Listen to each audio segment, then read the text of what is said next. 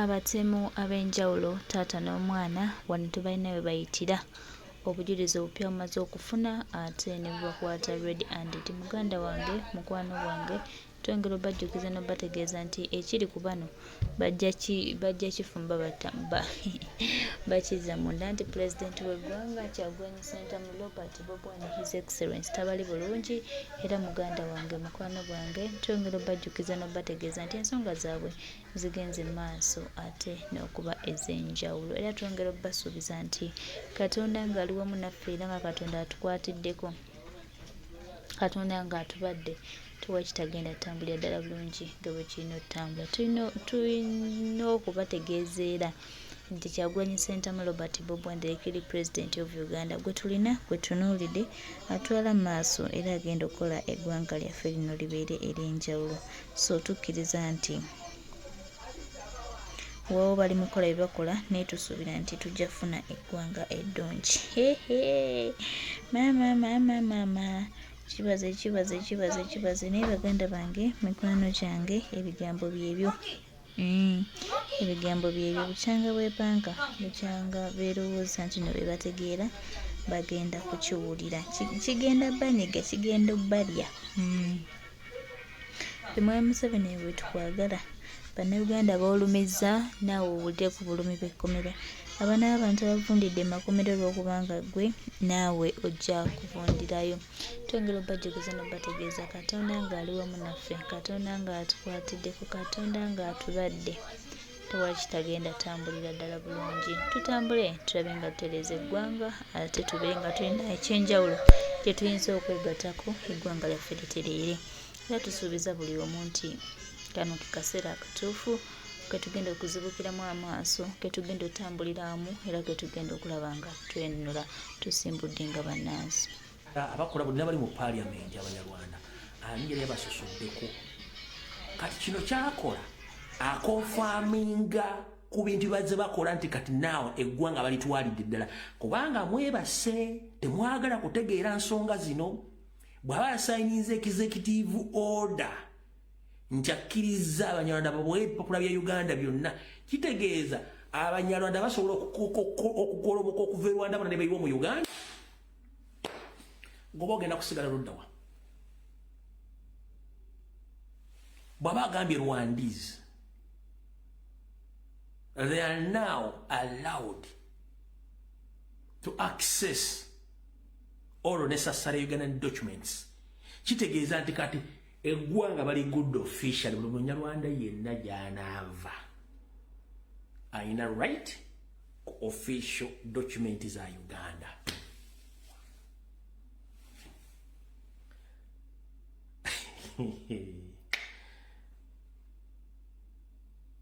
Eggwanga ne libanga toilet buli muntu najja n'ayingira ng'osobola ogendera n'otandika okukola efuyo omusimu gy'alafuka munyarwanda ogenda mu tribe ki.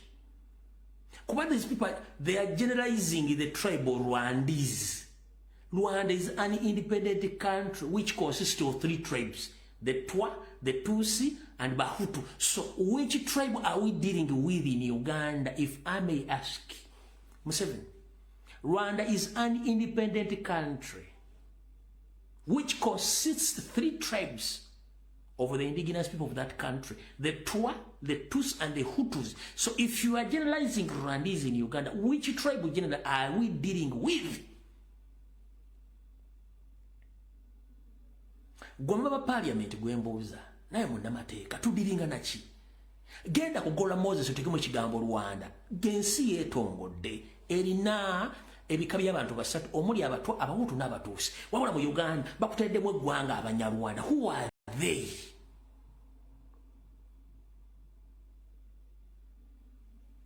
They need to specify who are we dealing with, Twa, Hutu or Tutsis, but most probably we are dealing with the Tutsis.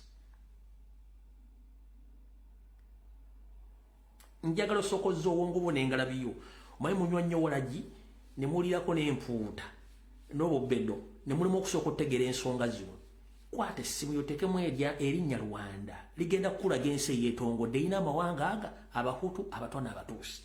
wabula mu Uganda olwokuba nti atufuga Munyarwanda kati ekintu kino akitaddewo nga kyalo kale Abanyarwanda nga tayawuddeemu Banyarwanda kibe tudiringa nabo. Tambuza video tudiringa nabaki.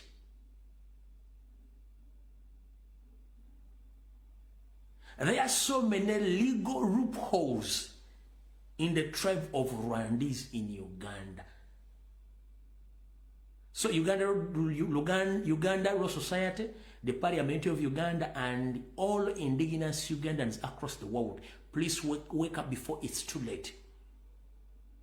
This is impossible. How dare you neutralize a tribe called Rwanda, whereby there is an independent country known as Rwanda, which consists of 3 tribes, the Hutu, the Tutsis, and the Twa. So which tribe are we dealing with in Uganda? Which tribe exactly? Temunjogeza na Luzungu. Temunjogeza na Luzungu wangu. Luzungu si wangu lwakwogera.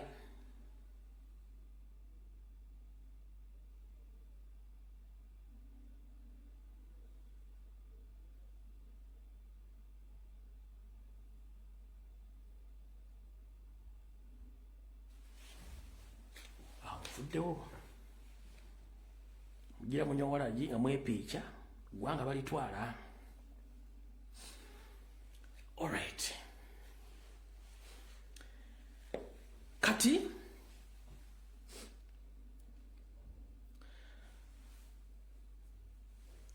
Lwade Teruusa mukulu Masayasi Mpuuga Nsamba bano nno bye balabe twogerako.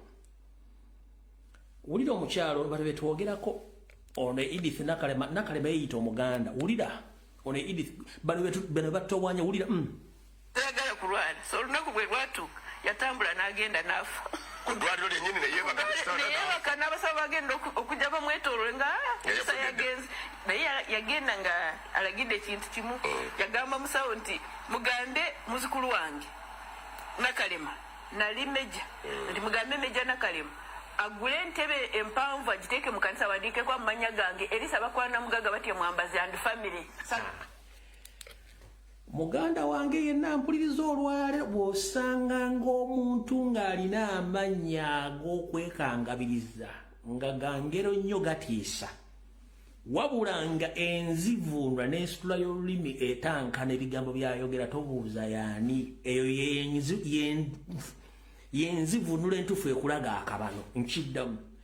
Bw'osanga omuntu yenna ng'ensitula y'olulimi efulumya ebigambo enfaanana engeri gyayogeramu n'amannya ge yeetuuma tobuuzaani be Banyarwanda bafuna amannya agakangakanga amazibu amaganda. Katika ono kankuddemu Nakalema amannya ge agayita agajjajjaawo agafamire. Wulire bulungi nnyo, wulira bulungi nnyo.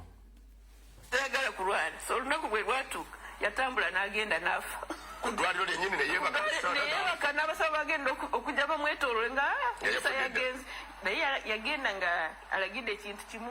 Yagamba musawo nti mugambe muzukulu wange Nakalema nali Meja nti mugambe Meja Nakalema agule entebe empanvu agiteeke mu kanisa wandiikeko amanya gange Elisa bakwana mugaga batya Mwambazi and family. Sagali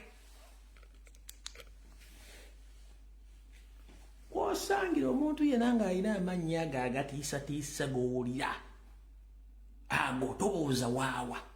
Wabula kyenjagala obeere omwegendereze ennyo yenfaanana ye engeri gy'asitulamu olulimi okufulumya ebigambo tebabula baseereera.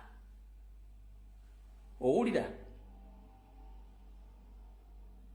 beewo ono Edith Nakalema mukyala Munyarwanda atonnye mmooli ono ye mbalekedde tuvudde awaawo.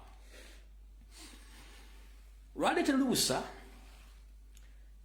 ku mukolo ogw'okuziika omukolo gw'okussa omusika ogw'okukobya olumbe bwa Dr. Paul Kawanga Ssemwogerere yaliko ssenkaggale wa Democratic Party ogwabaddeko abakungu ab'enjawulo okuva mu bitongole eb'enjawulo mu Bwakabaka ne zireeta Wasajja David Apuuli n'akwata enjogeza n'atandika okutokomoka omugambo omuyitirivu ennyo mu bigambo byayogedde ngenda mukwatamu mugenda kuwulira baba nombeesobolera. Yatuuse n'okugamba nti waliwo banne byabufuzi abalwanyisa Obuganda n'abawulamu Abaganda mu bigambo by'oboogera nga beesigama ku kibiina ky'ebyobufuzi ekya Democratic Party. Naye njagala mumpeeyo olunaku lumu Abanyarwanda bonna ne basalejja okwota ssaako n'ensowola eziri e Mengo baali bavudde ne boogera ku by'obufuzi Museveni byakoze mu Buganda omuli okwavuwaza, okutta, okuwamba n'okutuusa obulabe ku bulamu bwa Ssaabasajja Kabaka n'ebiramu Buganda nga waliwo yali avudde n'akyogerako tewali. Wabula ye bwe yazze okwogera yafubye okulaba ng'era message yagisindika nga badde bajja address nze ndi wano okutegeeza Wasajja emikolo gy'ogendako gyonna njagala oyogerenga gwe Wasajja so si ku lwa Ssaabasajja Kabaka oba ku lwa Buganda. Oli musajja mutoolo. Ssaabasajja Kabaka tatuma. Tatuma kubanga si gwa mulinnyira mbege ofubye nnyo okwessa mu maaso ga Ssaabasajja Kabaka nti yakutumye. Ssaabasajja Kabaka takola bubaka bwawula mu bantu. Akola bubaka bugatta bantu. Wayogedde nti Dr. Paul Kawanga Ssemwogere teyayogera ku statement nti Ben Kiwakala bamusosola oba bamwawula. Ngera kutegeeza Abaganda tuli banjawulo. Ekinaleeta obuzibu ebiseera ebisinga tukisiriikirira. Ate mmwe mwagala nnyo okubikkirira ebikolobero bye mukola y'ensonga gye mukola enkulu. Bwadde ogamba nti Ben Kiwanuka tebamusosolangako okakasa Ben Kiwanuka tebamusosolangako abalwanyisa Ben Kiwanuka basinziranga luddawa. Basinziranga Japan, Nairobi, basinziranga Hong Kong, oba basinziranga Russia, oba ano wentudde. Abalwanyisa Ben Kiwanuka basinziranga mu Mengo mwennyini. Ngera abalwanyisa muzzukulu wa Buganda Kyagulanyi Ssentebe basinzidde Mengo nga nawe muwuli leka kwebuzaabuza. Buno bakanjala bugende wa Kyagulanyi. Mr. President, muzzukulu wa Buganda, muzzukulu wa Kayiira Gajuule, ono Lumbuye yayogera ngenda kukusaba n'obuwombeefu. Atakulekera tumulekera ennyanja ekuttoomera. Oli musajja Muganda. Nze ebiseera bisinga siba musanyufu bwe nkulaba nga weeyisa ku basajja bano ng'olubakuba omugongo ne bakuterako feesi ebanja.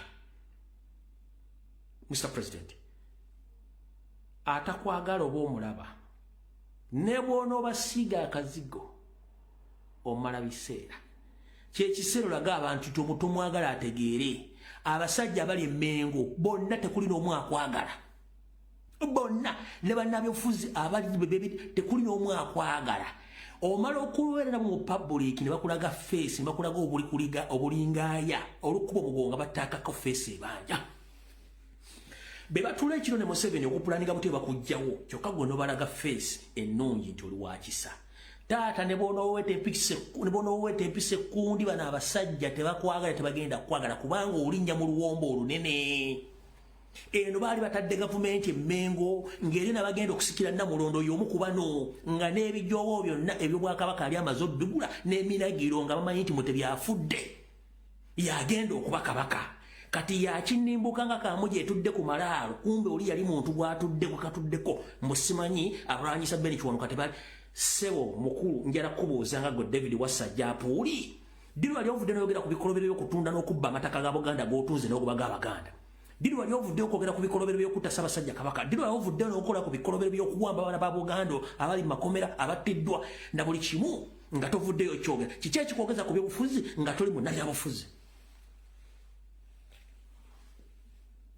Mr. President Kyagulanyi ngenda kukusaba atakwagala tomwagala abantu bono gy'onookoma okubalaga nti gwebaagala bagenda kuttira bwere kubanga bajja oyo anti ffe tuli babitiibwa tosobola omuyita najja.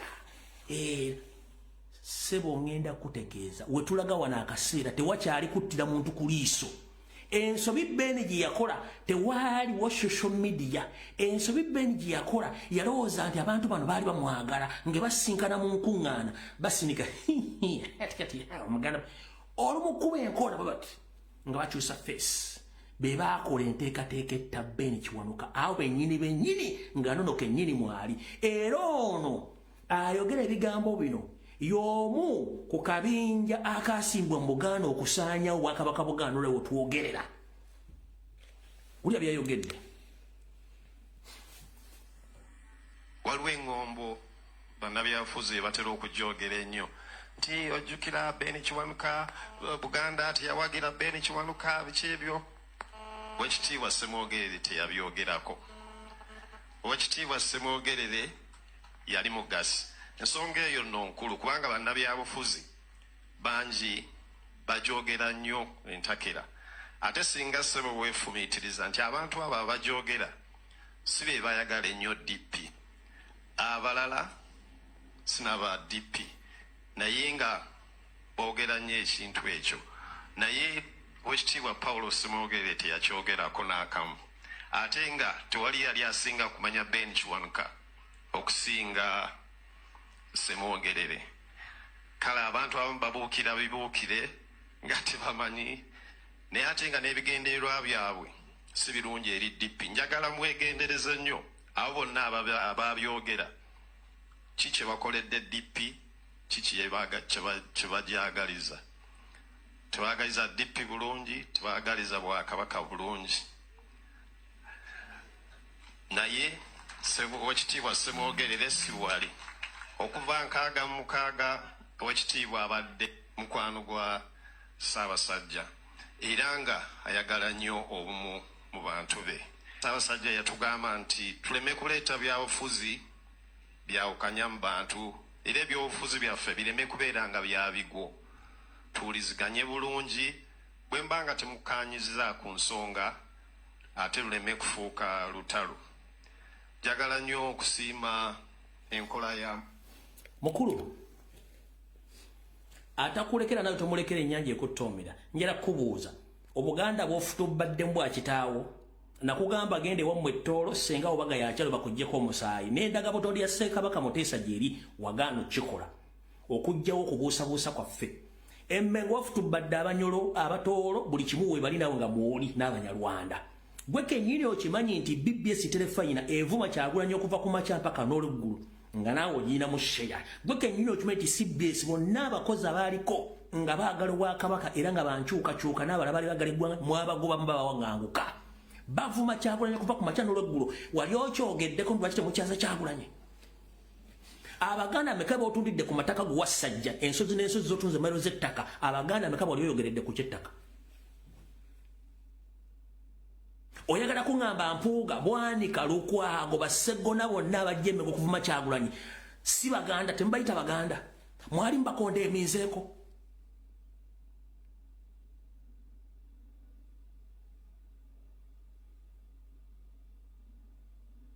Gwe kennyini weetadde mu kifaananyi ekya Ssensekere abaakulyetinga KY ne yeegatta ku Kabaka okulwanyisa Ben Kiwanuka. Era mwe kennyini mwekuumye mu kiwayi kya Alliance Democratic Impala enywera miguwa mutandika okulwanyisa Kyagulanyi Ssenta mu luzzukulu wa Buganda. Gw'osobola okugenda ettolo n'okubeera okuŋŋaana n'ofuna dde abalema 7 nga kuliko n'abatalina maaso 8 gwe. Osobola okugenda e Busoga n'okuba olukuŋŋaana n'ofunayo abantu 10 n'abala 30 nga bakutambulyako gwe. Osobola okugenda mu mambuka? Okisobola? Okisobola? Mufunye Omuganda asinga ne ku Ben mu ntandikwa nga buli lwakuba omuto bamuwagira ate mumulwanyisa. Ki kye mwagala? Ki kye mwagala? Mutugambe kimu ti mukolera mu 7 gwe mwegaana ng'ate gwe mukolera. Temuva mu State House mulina amagye. Kyagulanyi alina amagye ameka? Mu basajja mmotoka oyo akamanyira Kasumagizi eyalira.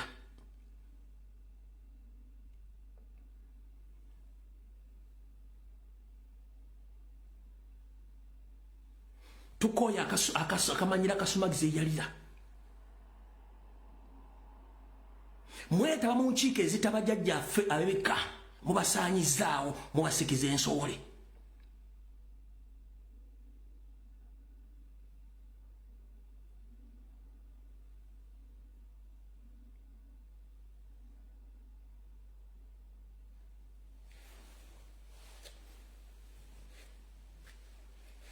Kati wulira abitibwa kubana oli wa kitiibwa toli mulangira nabaga ono temuyita one wa kitiibwa ali Mmengo.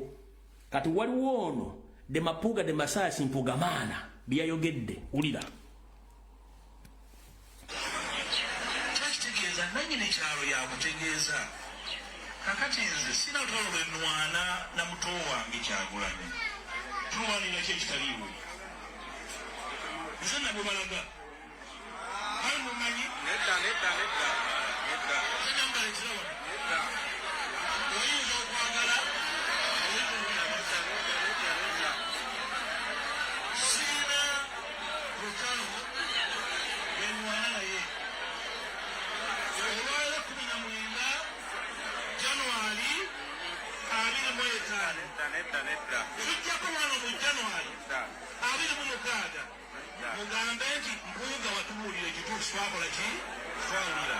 Alright. Musajja mukulu David Wasajja Puli.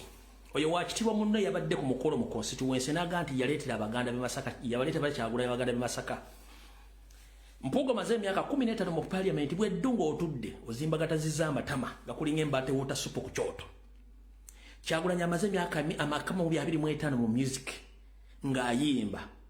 Gonoga nti gwa mu njera kubuza ekibuzo kimu. Noleeta Kyagulanyi gwono otereeta wasigala wa. Gwaleeta n'afominga ekibiina n'afominga ne people power ate n'akuteeka mu kibiina n'akuwa ne kaadi n'akuwa ne body of opposition n'ambala n'akuwa n'akuwa commissioner gwaleeta olaba kisoboka taata wakuzadde yes ate oyimira mu public oga nti guwa muzaala taata akuweredde ofunye school fees buli kimu ate gwa n'omukazi gwalina gwa muwasiza era taata wo gwogamba gwe mukulu mulekera okusirwaza abantu Mpuuga ekintu kiri kimu ate ng'ojja kuvaayo kyogere oli musajja Munyarwanda ate okolera by all means ojja kyogera kubanga Parliament gye badde mu myaka 15 Museveni yabadde afuga ate ng'afugira ku bubbi bwa bululu gw'osuubidde amateeka ge yakuwandiikidde ge wajja ku sseemwayi electoral forms gagenda mujjako gw'osuubidde nti ogenda kuteesa ne Museveni ng'abaade mu kuteesa ng'abateesa ne Nairobi nga eno bateesa ngene bwakuba essimu ogere mukuba emmundu ogenda kuteesa naye eki kubanga mwe muli bakozi be abadde ab'ekyama dikiteeta yenna nakyemalira takola bw'omu dikiteeta abeera n'abantu abamukuutira akadingidi ku mitendera gyonna ye kyalina okukola kuteekamu ssente dikiteeta alina abamubegera eri abamuttira eri abamukolya buli kimu kati Mpuuga mmwe bamu ku bantu dikiteeta baakose okubuzaabuza bannayuganda wabula njala kugamba ekigambo kimu effort gy'oteekamu nti ogenda kuleeta electoral forms za Museveni ziwajja ku sseemwayi ngenda kuga ekigambo kimu wumuze engalabiyo bannayuganda baakutegedde odde wammwe e Masaka ng'obudde e Masaka butuuse otherwise ekiddako ekinava mu byebirako ojja kitegeera temubadde bannabyabufuzi mubadde bakiguumaaza ng'oyagala okutegeera abantu bano nti bwefuffululufu kamba kumenyero bategeere abavubuka ba DP bonna abavubuka ba UID bonna kizibu nnyo kwata enjogeza gye bayita microphone n'akuwa statement nga tajereze enkola yaabwe bonna bajerezi the moment you challenge him somewhere tasobola kunnyonnyola alizootinga kukozesa terms za kujerega ekyo mugende mu kinoonyereze ku baana ba DP aba UID DP block enkola yaabwe eryemu when you challenge them they resort to the system of abusing and disrespect ye system bonna dayo bategeere bulungi nnyo yenkola yaabwe kubanga baali balowooza nti teri bantu basobola kujja kubalizoninga mu byabufuzi ate bo baali balowooza nti okuba basoma amateeka abamu ge bata practicinga be basinga okutegeera Mpuuga njala kubula bw'ali ng'okyali mu Democratic Party ani yakuwadde ekifo kyero C1 mu parliament gw'okulya akakikomo C1 taliyo yali Kyagulanyi ani yakuwa commission yali Kyagulanyi kati otandika oti ogamba nti gwaleeta Kyagulanyi please oswala Kyagulanyi yali amanyikiddwa before even you become a politician Kyagulanyi yali amanyikiddwa nga gwe tonnafuuka mu bibiina byabufuzi ng'amanyikiddwa ng'omuyimbi kafu ng'amanyikiddwa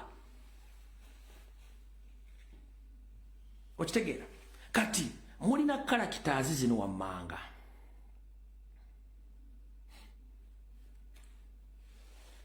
ate kisinga okunnumba buli gwokwatako yenna afuuka musiru atya Njala muliza mukyalo ono Juliet Kakande bwe byayogedde ngenda mudda mu katono nnyo single statement bwet yayogedde bwati byadde kubukedde yagambye bwati Munupu tewabaddeewo omuntu yeekakasa nzira nfuna kaadi oba sigikola ki sigifuna olw'ensonga party terina constitution era mpuliriza bulungi sigenda wa kanso ya munnyonnyodde wabula njagala muwulire bannabyabufuzi oba tuteeka tulwana kujjako Museveni in any possible way batuteeka mu kufuna kaadi tetuli ku level ya kufuna kaadi njagala munkwate bulungi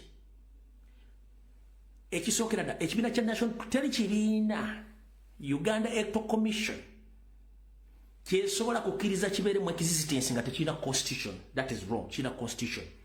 Wabula constitution eyo somehow somewhere ebeera amended ekyusibwamu okusinziira ku mbeera ebeeriwo.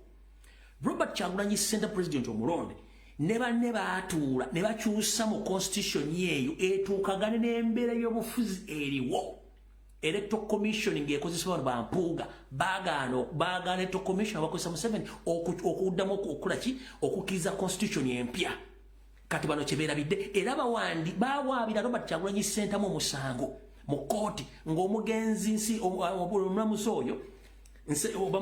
oyo Munyarwanda eyasala mpuuga ntalina musango ku miliyoni 5 yagulimu era nze nabagamba nga tegunnafuluma wantu wonna era bye bano kati Juliet Kakande bw'ogamba nti mu Nuupu tewabadde walina ssuubi liddamu kufuna kaadi so mu embeera yammwe yonna yakufuna kaadi it's not all about remove Museveni from power ffe tetuli ku level yakufuna kaadi no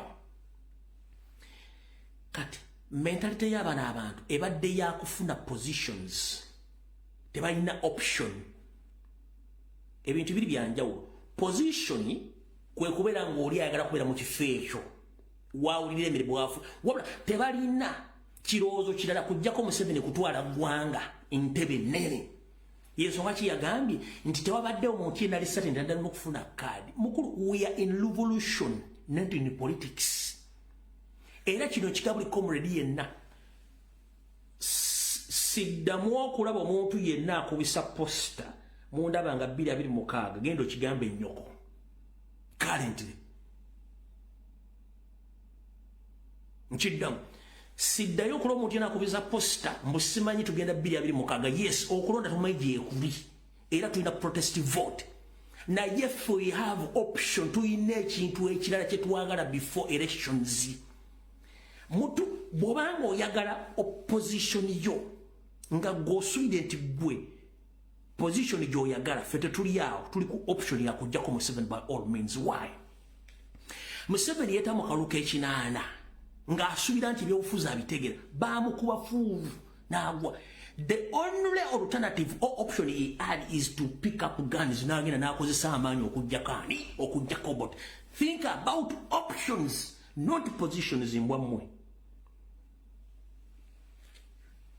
sente z'omalanga okubisa posta funa abantu bo 12 ba 30 nga mwindewooza ejjako Museveni nga temugenze mu kalulu mbwammwe kobere member parliament kobere kansala kobere chairman ero sifiri Museveni yagenda mu kalulu k'ekinaana ne bamukuba n'enkonda he had other options yakwate mundu so ffe twetaaga abantu balina option so si positions munfune bulungi kobere gwani ng'akubye posta gite ku munda baga 226 nawe weeriko yes tumanyi mwagala nnyo eyo si ye target yaffe yakujjako Museveni ideology na buli kimu ky'okozesa okuteeka ssente okufuna position yeyo kikozeseeko mu other option okujjako Museveni before the elections oba ompulidde bulungi nnyo tugenda towards election tetwagala kutuukayo you must have options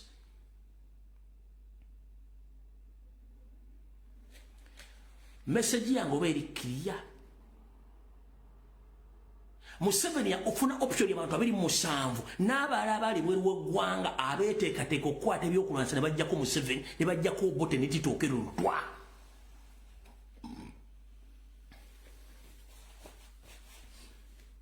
tugenda mu protest vote bwe tunaaba tutuuseeyo era genda okebere ku polling station wolondera oba kyuse ekifo wolondera ozze buto endaga muntu yo naye buli muntu yenna ayagala okwesimba wesimbe kufuna kifo no wesimbe onewera nga olina option bwotya bwetusobola okujjako Museveni before elections because government nene erina positions nyingi nnyo temusobola kugwayo.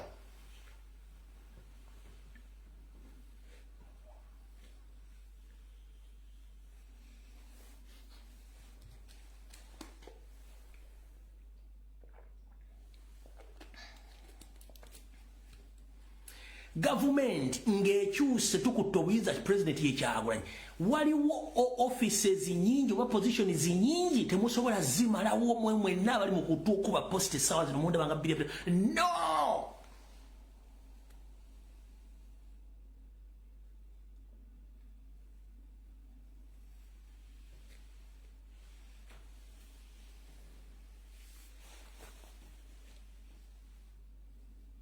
simanyi nze nzija bila nomukaga nzija wa bila nomukaga nzija tuva mu senga vanga vuddemu tunaavaawo dyawo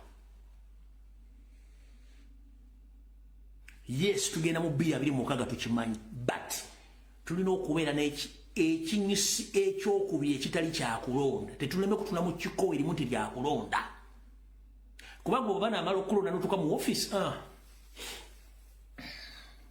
anti nze nawangudde wa kansala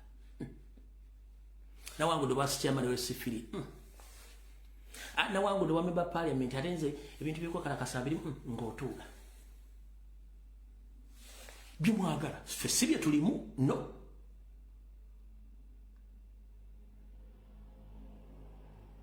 njagala onoonye buli kyaliwo alina omutima ng'ogwaba foot soldier okutandika okutunula ku other options